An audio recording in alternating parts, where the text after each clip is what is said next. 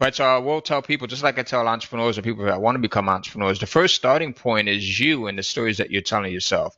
Like, what do you truly believe about yourself, and what do you believe about what's possible for you? And you start to stack those things. All of your bonuses, when I say bonuses, I mean the things that you've been able to push through, right? If you are uh, someone who's never had a business before and you go and you get your first customer, well, you need to write that down. You write that date down. You write how you felt about it, right? You put it in a box. I've got a box here of all of my accomplishments, and these are accomplishments that go back for years.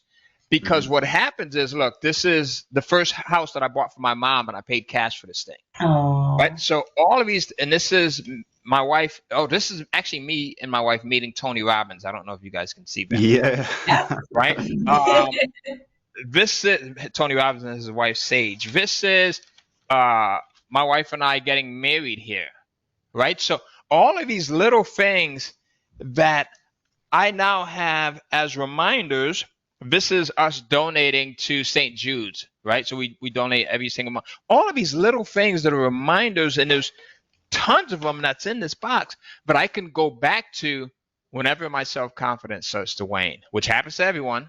Mm-hmm. Whenever imposter syndrome starts to sneak in, which happens to everyone, whenever the doubt starts to sneak in, which happens to everyone, and you start to think, oh my God, I can't do a podcast like this. Alice can do it because she's got blonde hair and she's got these cool little glasses, and Yusuf can do it because he used to work in this five-star hotel, and all of these dividers that we create.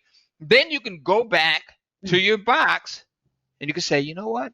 I am a badass because remember I did this. I got my first sale. Remember, I did this. I walked for 5 miles. I did this 10K. I never thought that I could do it. Remember, I asked my significant if she would marry me or if he would marry me, and they said yes. That was one of the most daunting times of my life.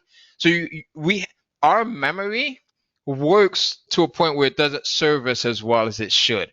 It'll remember all the things that we screwed up at, all of the girls that said no, all of the times we failed, right? But it hardly remembers all of the good things. So that's why we have to help our memory by keeping these reminders, so we can go back. Oh my, are you serious? Like I did this? If I did this thing right now that I'm looking forward to is a piece of cake.